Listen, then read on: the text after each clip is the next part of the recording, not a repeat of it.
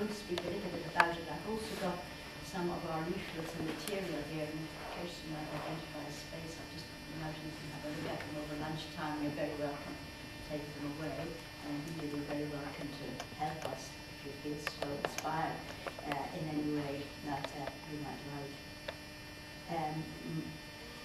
I'm chair of the Fife and Kinross Member Centre of the Scottish Wildlife Trust, which covers the whole of Fife and Kinross. I'm based in St Andrews. I'm a life member of the Trust. I've been that for a long time. I've served on the local committee as secretary, then as newsletter editor, and currently I'm the chairman. I've also collected, or the chair, I always forget that I do use that. I've collated Scotland-wide events for Scottish wildlife in the past as well. My motivation for getting involved, I think it's important why you're doing whatever it is I've always, since I was a child, very much enjoyed the natural world. And when I'm feeling down or depressed, I always head out to the hills or somewhere by the sea, anything natural and peaceful. And I want to conserve this for future generations, for my grandchildren and others. I can't bear the thought, I never could, that this might ever be destroyed in the headlong rush we've always had for economic improvement. And of course I also value this very much for its own sake, not just for how we as humans can exploit it.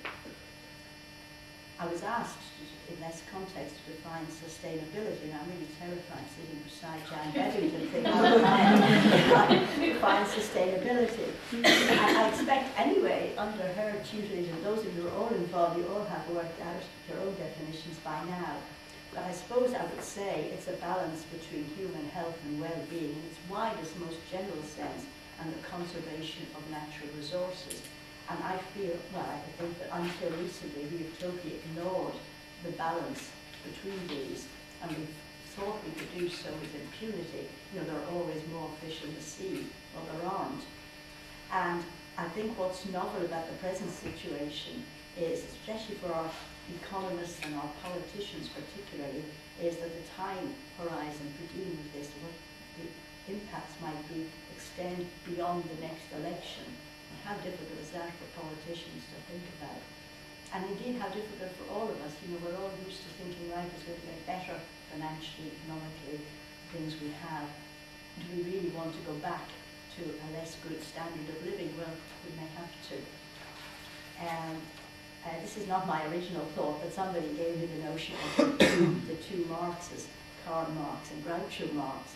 In the Karl says, Karl Marx, to each according to his needs, from each according to his ability. This is now, this is what we want now, and we're not really worried about what will happen in the future. But Groucho Marx said, why should I care about posterity? What's posterity ever done for me? And that's looking at the future. Hopefully we won't all look at it in that view, however humorously expressed that he could. But we do have to, everything we do and what we're aiming for has to take account of what's going to happen in the future. I think the overall, the country's aims and the right to think or strategy for sustainable development has to be a balancing act again between social progress and effective protection of the environment, prudent use of natural resources, but maintaining high and stable levels of economic growth and employment, and this really is a balancing act. Now, the Scottish Wildlife Trust comes into this, and what our aims are to protect Scotland's wildlife for the future. And to protect the wildlife, you have to protect the habitats that it is in, and you have to also deal with the interface between humans and wildlife. But we can't do everything, so we try to work at what we are concerned about. We are a membership-based charity. We've got over 36,000 members throughout Scotland. Over Scotland, we maintain a network of 120 reserves or thereabouts, and we campaign at a local and a national level for greater protection for wildlife. We're involved with the Living Landscapes project, which is trying to reconnect Scotland's urban and rural landscapes to help wildlife to thrive. So I'm asked, how do the Scottish Wildlife Trust contribute to sustainable development? Well, it contributes to the effective protection of the environment through its network of reserves and through programs of wildlife-related activities organised by member centres, and contributes, we hope, to the prudent use of the natural resources by lobbying and briefing government ministers and civil servants. And that campaigning is a very important part of what we aim to do. Our local focus is provided by a network of local groups called member centres, which help to engage local people in the Scottish Wildlife Trust's activities. And member centres are involved in running events, campaigning for local issues, responding to planning applications, and many other things besides that we won't go into in a moment. We manage wildlife reserves and wildlife sites. We have 10 wildlife reserves in Fife. They're all seen in this first obviously. And we do run fundraising events to keep our activities going. We have a newsletter, a local one, which again we circulate to all our members. And we aim to involve people with it. We have a promotions and education committee which simply looks at the events and the activities we could have that will encourage people to take part. And I think politicians are very aware that if you're an organisation, you have a large number of active members and you question them, then this does influence some of their activities, perhaps not as much as you would like, but it does do something.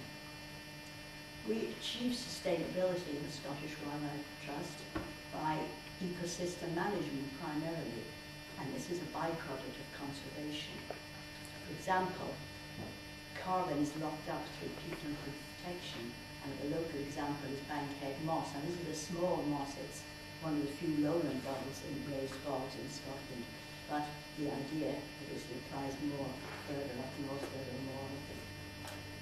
Regulating water flows and preventing flooding, and the local example is Barnyards Marsh by Kinocca.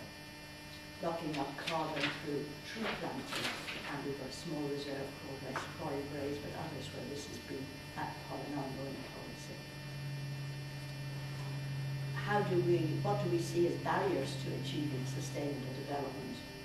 Well, I think in the short term, it's again raising enough public interest in the value of wildlife, and really, we take one step forward, and then you have to continue, not if you get pushed back, you have to keep on trying. In the longer term, persuading both local and national governments to do more than simply paying lip service to this. I can give a lot of examples of where people that we've tried and perhaps not done as well as we might. I think the recent destruction of the many dunes is an obvious example, but the Scottish Wildlife Trust led the campaign against the development there, but we didn't win. I think it was felt as I think was a good, who was it from, Lorraine? Who said that the economy is stupid? And the other aspects were seen as more important. Just an example now that's turned up of where we find a barrier is the government's Training for Work scheme, which has been a very good scheme, and it's funded us to provide training to unemployed, mostly young people, to give them work experience to work on our reserves or on external sites. Well, obviously these are hard times and there has been cuts in funding, but what will be offered now are uncertain numbers of trainees and very short periods in which we can train them and utilise the skills we've been trying to teach them on their sites. But this really makes training ineffective. You can't do these things in a period of weeks rather than months. And so it's going to be ineffective trying to provide a workforce to carry out practical conservation work, either on reserves or some of the external sites we've subcontracted to. And we may just have to stop doing this in the present climate. This is not a very sensible idea. However, on the positive side, our lobbying has enabled us to put input into the most recent Wildlife and Natural Environment Act Scotland. That was this year. But again, it has fallen short of what we would have liked to see, but at least it's a lot better than if we hadn't been involved. Again, that applies to the Marine Scotland Bill of 2010. They both bring considerable improvements, as I say, they could be better.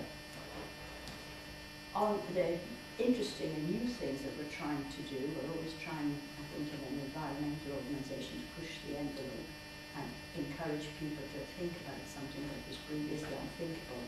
So we're carrying out trials with the approval of Scottish Natural Heritage, which is the government's environment agency, so that's good, and with the Royal Zoological Society of Edinburgh. We're carrying out trials at Napclay of reintroducing the European beaver to Scotland. And there is a huge furore about this, and they're going to ruin everything around them, we're told. But in fact, they've been reintroduced through most countries in Europe, and surprisingly,